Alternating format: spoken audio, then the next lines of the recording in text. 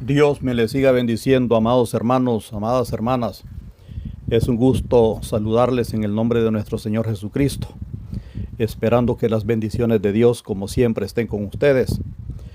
Y les invito a que consideremos juntos un versículo seguido de otros de la palabra de Dios, porque vamos a estar hablando acerca de un tema y es: amigo, permítame presentarle al Dios de la Biblia.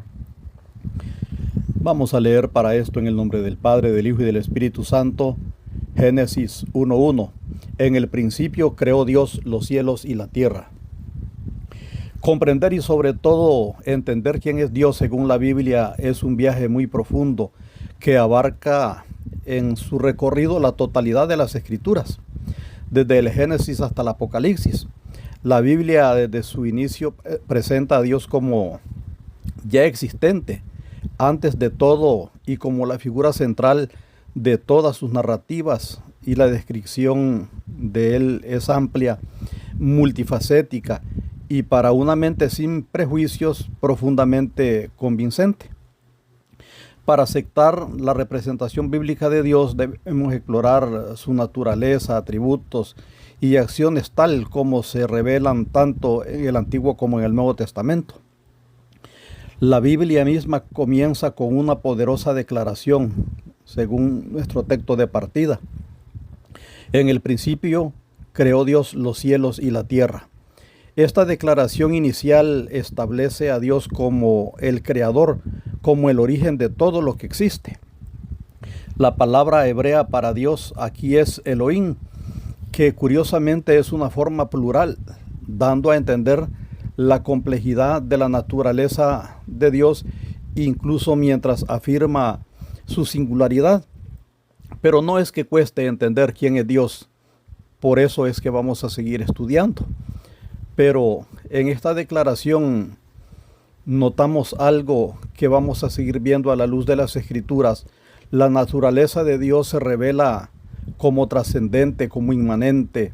Dios es trascendente, lo que significa que existe más allá, independientemente de lo que es la creación, de lo que nosotros también llamamos universo, el universo creado.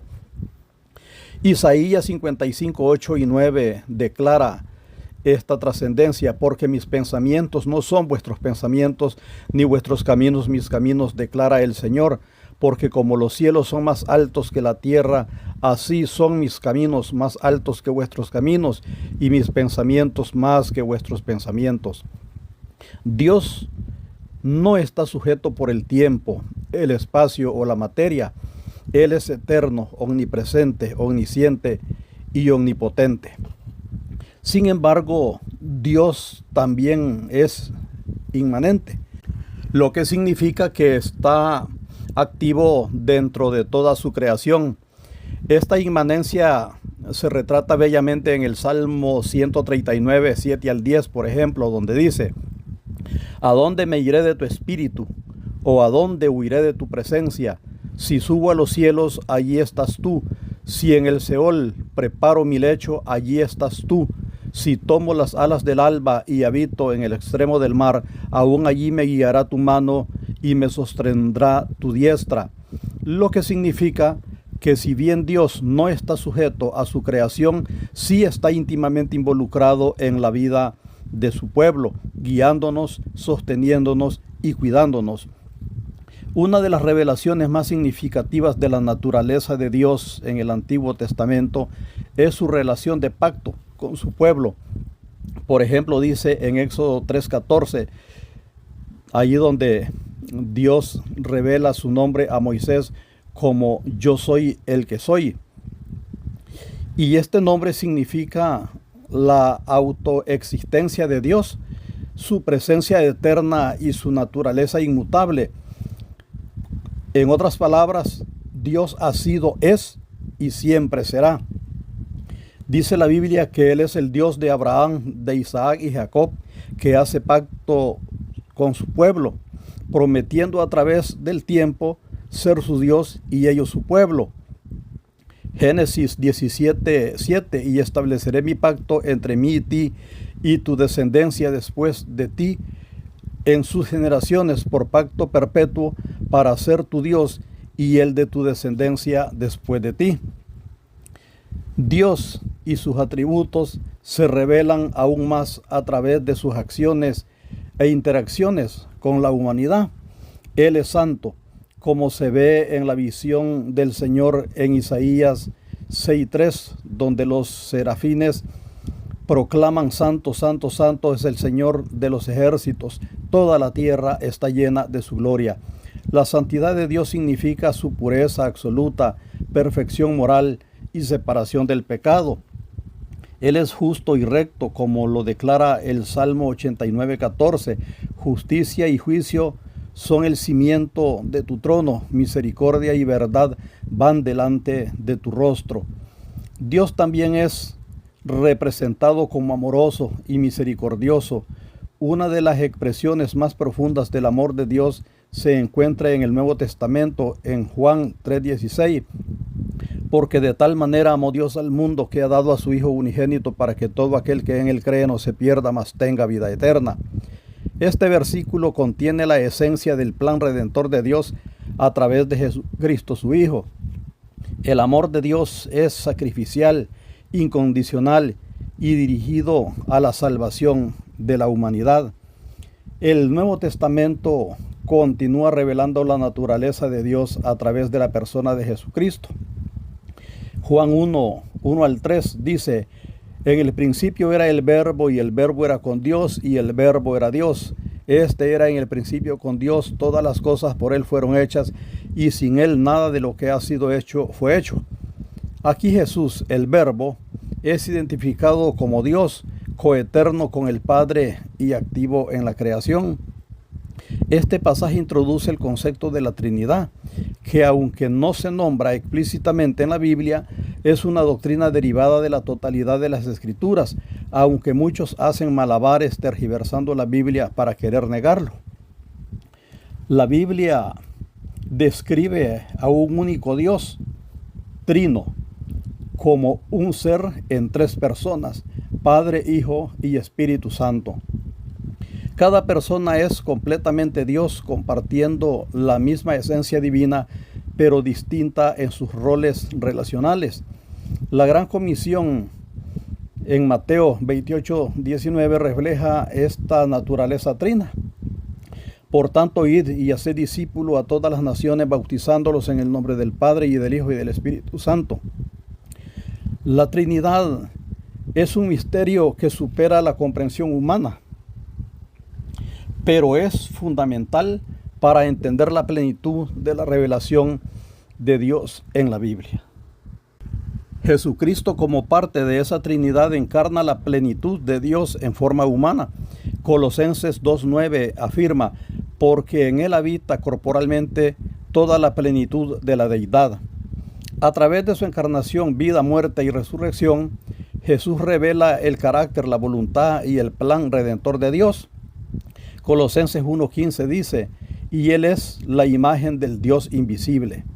Jesús, en su venida, encarnación y ministerio, hizo conocido al Dios invisible a la humanidad. Las enseñanzas, milagros y amor sacrificial de Jesús proporcionan una comprensión tangible y personal de quién es Dios para que nosotros podamos entenderlo.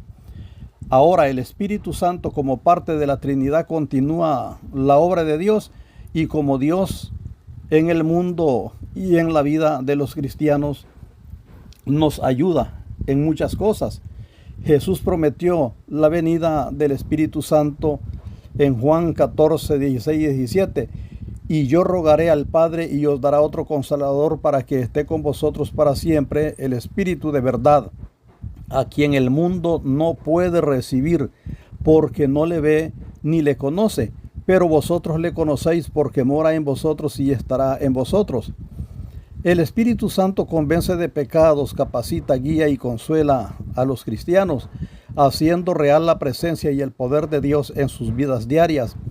Son muchos los pasajes bíblicos que con toda claridad hablan del Padre, del Hijo y del Espíritu Santo como el Dios de los cristianos. Solo que muchos tienen la osadía de querer forzar a Dios para que se acomode a sus tal vez buenas intenciones, pero pequeñas deducciones, pequeñas mentes. La Biblia también presenta a Dios como soberano, reinando sobre toda la creación con autoridad y control supremos. Efesios 1:11 habla de Dios como aquel que hace todas las cosas según el designio de su voluntad. La soberanía de Dios nos asegura que nada sucede fuera de su conocimiento y permiso, y Él está activamente obrando todas las cosas para su gloria y el bien de aquellos que lo aman, como dice Romanos 8:28. Además, la fidelidad de Dios es un tema recurrente a lo largo de toda la Biblia. Lamentaciones 3:22 y 23 proclama: por la misericordia del Señor no hemos sido consumidos, porque nunca decayeron sus misericordias. Nuevas son cada mañana, grande es tu fidelidad. La fidelidad de Dios significa que Él es confiable, absolutamente digno de toda confianza y fiel a sus promesas. Él permanece constante e inmutable, proporcionando una base firme a nuestra fe y esperanza. Además de sus atributos, las acciones de Dios en la historia revelan su carácter y propósitos. La Biblia relata numerosos hechos de la intervención de Dios en los asuntos humanos, demostrando su poder, justicia, misericordia y amor. Desde la creación, el diluvio, el llamado de Abraham, la liberación de los israelitas de Egipto, hasta enviar a su Hijo para darnos salvación, las acciones de Dios testifican de su participación activa en su creación. La revelación última de Dios nos ha venido a través de Jesucristo. Hebreos 1 al 3 declara: Dios, habiendo hablado muchas veces y de muchas maneras en otro tiempo a los padres por los profetas, en estos postreros días nos ha hablado por el Hijo, a quien constituyó heredero de todo y por quien asimismo hizo el universo, el cual, siendo el resplandor de su gloria y la imagen misma de su sustancia, y quien sustenta todas las cosas con la palabra de su poder, Jesús es la revelación suprema y definitiva de Dios, dando a conocer su naturaleza, voluntad y plan redentor. En resumen, la Biblia presenta a Dios como el creador, sustentador y redentor de todas las cosas. Él es trascendente e inmanente, santo, amoroso, justo y misericordioso. Y se revela a sí mismo como una Trinidad, Padre, Hijo y Espíritu Santo. Cada persona completamente Dios, pero distinta en sus roles relacionales. A través de sus acciones en la historia y la revelación última en Jesucristo, Dios se da a conocer a la humanidad, invitándonos a una relación personal con Él. Para nosotros esta relación se caracteriza por la fe, el amor, la obediencia. Para responder a Dios correctamente, que es tanto infinitamente majestuoso como íntimamente personal. Ahí tiene usted un poco de lo que es el Dios de la Biblia, o es Dios según la Biblia. Amigo, le recomiendo recibir como su Salvador personal al Dios único, el Dios de la Biblia. Y a usted, hermano, que se apartó de obedecer, le animo a volver al Dios de la Biblia. Como dice 1 Timoteo 2:4, el cual quiere que todos los hombres sean salvos y vengan al conocimiento de la verdad. Dios me le siga bendiciendo. Con ustedes ha estado una vez más su hermano y amigo, el pastor Omar Chavarría. Adelante con el Señor siempre.